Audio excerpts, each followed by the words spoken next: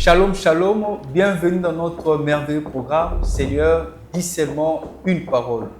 Très heureux de vous retrouver encore aujourd'hui. Nous allons continuer dans notre thème 4 mensonges du diable dans la tentation. Et nous allons aborder le 3e mensonge du diable dans la tentation.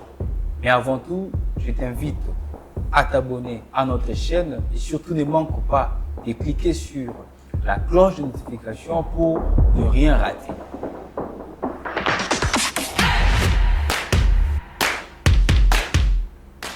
Bienvenue encore une fois dans ce nouveau numéro. Nous allons continuer toujours dans ce merveilleux thème 4 mensonges du diable dans la tentation. Que Dieu vous bénisse de partout où vous nous suivez et je suis convaincu que ce message vraiment nous fera énormément du bien.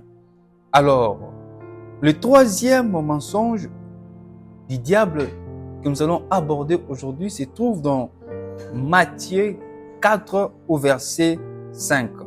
Il est écrit, le diable les transporta dans la ville sainte, les plaça sur le haut du temple. Le diable les transporta dans la ville sainte et les plaça sur le haut du temple. Nous savons tous, il s'agit bien de cette confrontation entre Jésus-Christ et le diable qui voulait à tout prix tenter Jésus. Mais il a utilisé plusieurs méthodes.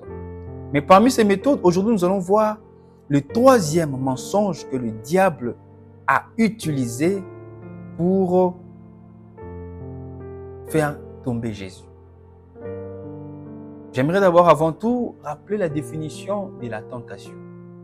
Nous avons dit que la tentation est un mouvement intérieur qui incite l'homme à faire le mal.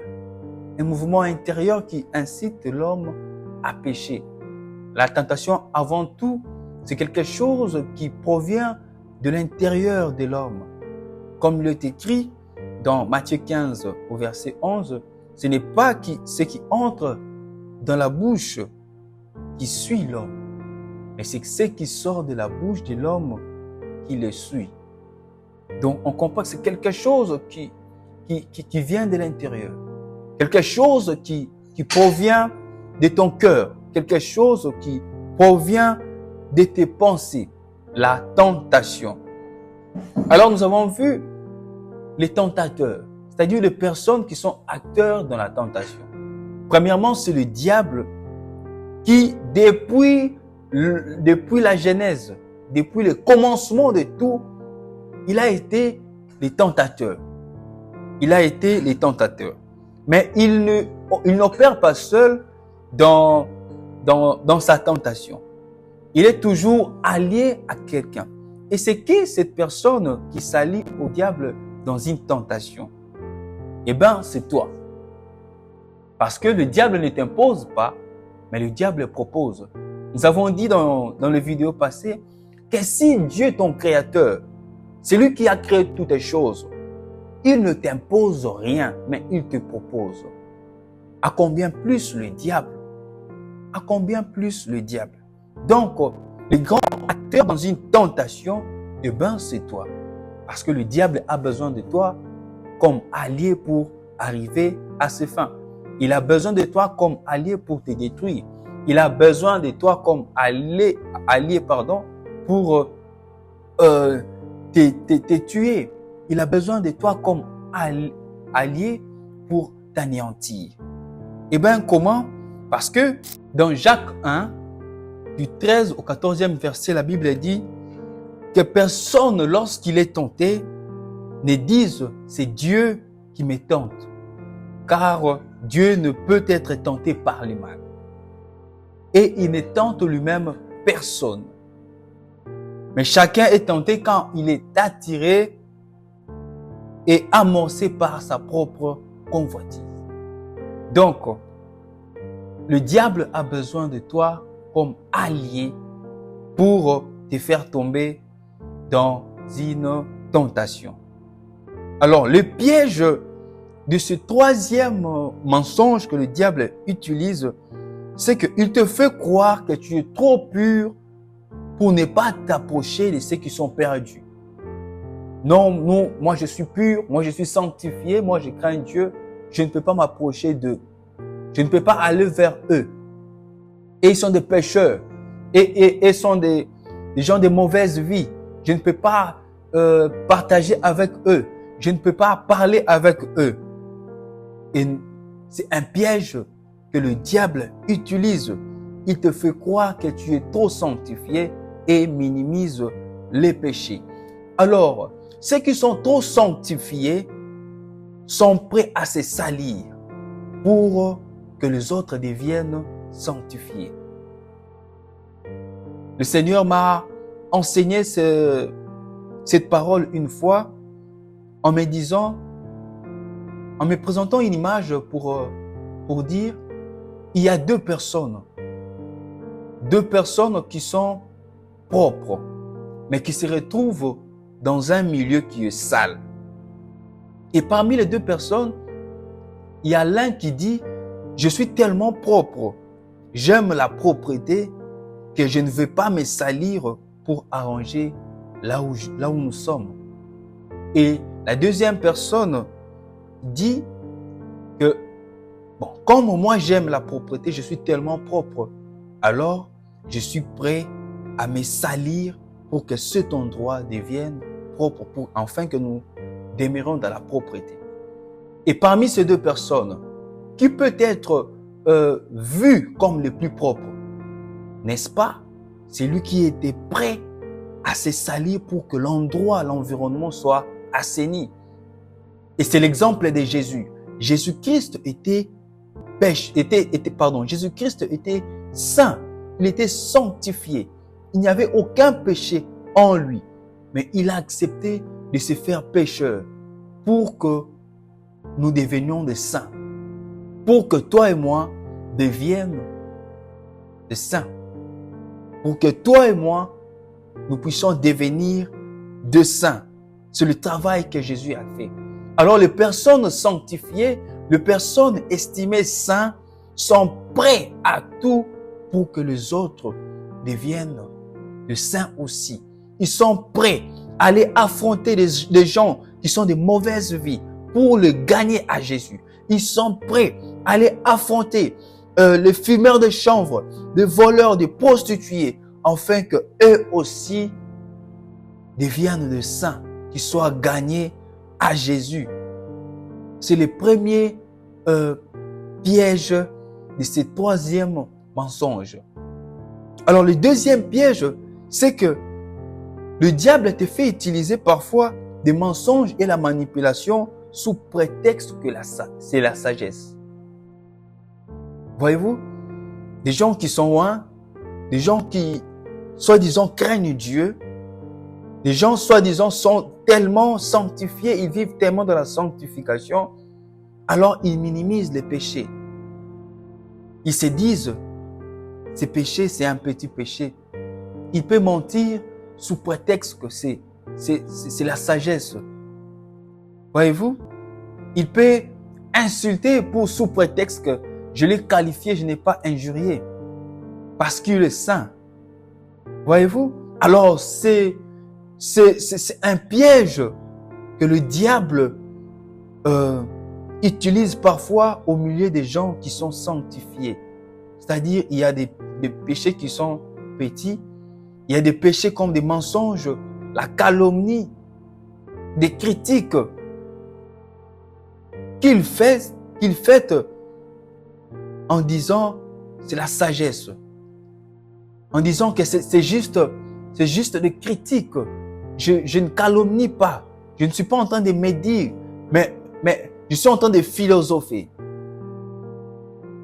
C'est un piège pour les gens qui sont saints, soi-disant sanctifiés, soi-disant des gens qui craignent Dieu. Et le troisième piège dans ces mensonges, c'est que tu deviens un sanctification maître. Tu deviens un sanctification maître. C'est quoi? C'est, tu commences à mesurer. Celui-là n'est pas trop spirituel. Ah, celui-là est de mauvaise vie. Celui-là est trop charnel. celui-là, ce frère-là est pas trop spirituel. Cette sœur-là est trop charnelle. C'est-à-dire, tu commences à mesurer. Tu t'attribues cette capacité de savoir celui-ci est sanctifié plus que celui-là. Celui-ci est moins sanctifié. Tu commences à être quelqu'un au travers de qui on peut mesurer la sanctification. Nous sommes sanctifiés par eux. Et l'exemple dans le parabole de Jésus-Christ, dans Luc 18, du 9e au 14e verset, Jésus parle du pharisien et du publicain. Le pharisien qui priait et disait à Dieu, « Seigneur, je te prie, je te loue parce que tu as fait de moi un saint, tu as fait de moi un homme de prière, je jeûne 2 fois la semaine, je donne ma dîme. » Et pendant ce temps, il y avait un publicain qui était dans les temples et ne pouvait même pas lever ses yeux vers le ciel pour prier. Tête baissée, il disait, « Seigneur, je suis pécheur, je ne peux même pas me tenir dans ta présence, dans ta maison. » Et Jésus dit que la prière qui a été agréable à Dieu, c'est la prière du publicain. Parce que le pharisien était devenu un sanctification maître. Il se disait qu'il était saint, il était un homme de prière, il craignait Dieu, il donnait la dîme. C'est le piège du 3e mensonge du diable, qui est, il te fait croire que tu es trop sanctifié et minimise les péchés. Alors, comment résister à ces mensonges? Simplement, c'est mettre dans ta tête chaque jour que tu n'es qu'un pauvre pécheur qui court chaque jour derrière la sanctification, qui court chaque jour derrière Jésus, derrière la croix de Jésus pour être sanctifié, qui court chaque jour pour se perfectionner. Comme le dit dans Hébreux 12, 14, recherchez la paix et la sanctification sans laquelle personne ne verra Dieu. Et si tu vis avec ça dans ta tête que chaque jour, tu fais des efforts pour t'améliorer, tu n'es pas encore arrivé. Chaque jour, tu dois prier. Chaque jour, tu dois supplier Dieu pour transformer ton cœur, pour te perfectionner. Tu n'es pas encore arrivé. Et tu recherches la sanctification sans laquelle personne ne verra Dieu. C'est le 3e mensonge du diable que nous avons exploité aujourd'hui. Il se peut que tu aies déjà tombé dans ces mensonges. Au cours de cette année, tu as calomnié, tu as critiqué, tu as menti, tu as manipulé sous prétexte que c'était une sagesse. Dieu te tend la main pour te ramener à lui. Dieu te tend la main au travers de ces moments pour te faire sortir de cette manipulation satanique. Et les moments favorables pour tomber dans ces mensonges, c'est que tu es tout le temps à l'église, tu es tout le temps dans la communion fraternelle. Mais pendant ces temps, tu as perdu la communion et la communication avec le Saint-Esprit de Dieu. Tu fais des efforts pour craindre Dieu, mais il se peut que la communication et la communion du Saint-Esprit a été déjà rompue. Alors le Seigneur vient à toi au travers de ces vidéos. Au travers de ce moment, le Seigneur vient à toi pour te demander de te repentir. Alors si tu es déjà tombé, je vais prier. Avec moi, nous allons prier pour que le Seigneur te fasse grâce. Père, je te loue pour ces messages, pour cette parole que tu envoies, Seigneur, à tes enfants. Oh Dieu, Seigneur, le diable est tellement un rusé qu'il fait croire, Seigneur Jésus, à tes enfants qui sont tellement saints et que le péché est maintenant minimisé. Oh Dieu, nous te prions. Seigneur, je te prie pour ces frères, pour cette sœur qui est déjà tombée dans ces mensonges. Oh Dieu, de pardonner, Seigneur, de les relever, de restaurer, Seigneur, la communion avec le Saint-Esprit, de restaurer la communication avec le Saint-Esprit. Oh Dieu, afin que ce second semestre, Seigneur, que cette communion et la communication avec le Saint-Esprit soient rétablies pour influencer, impacter et vivre toutes les promesses de Dieu en cette année. Oh Dieu, j'aimerais aussi prier, Seigneur, pour ces frères, pour cette sœur, oh Dieu de gloire. Seigneur, qui est tellement menacé. Chaque jour, oh Dieu, il fait des efforts pour te craindre, mais il est oppressé, Seigneur, par le diable, par ses péchés. Éternel Dieu, sous-entendu petit, mais Seigneur, oh Dieu qui influence la communion avec le Saint-Esprit. Délivre, que le sang de Jésus, Seigneur, le couvre, Père éternel, pour le reste de cette année, afin que cette communion, Père éternel des armées, avec le Saint-Esprit de Dieu, produise, oh Dieu, le miracle, le témoignage en cette fin d'année. Au nom de Jésus, nous allons ainsi prier. Amen. Que le Seigneur nous bénisse, que le Seigneur te bénisse. Dieu t'a restauré. Mais sache que chaque jour, nous courons derrière la sanctification. Que le diable ne puisse pas te mentir pour te faire croire que tu es déjà saint, que tu ne peux pas approcher ceux qui sont perdus pour les sauver, que tu ne peux pas approcher ceux qui sont dans le monde parce qu'ils sont sales. Mais fais comme Jésus. Il était saint, mais il a accepté de se salir pour sauver les pécheurs. Que Dieu vous bénisse.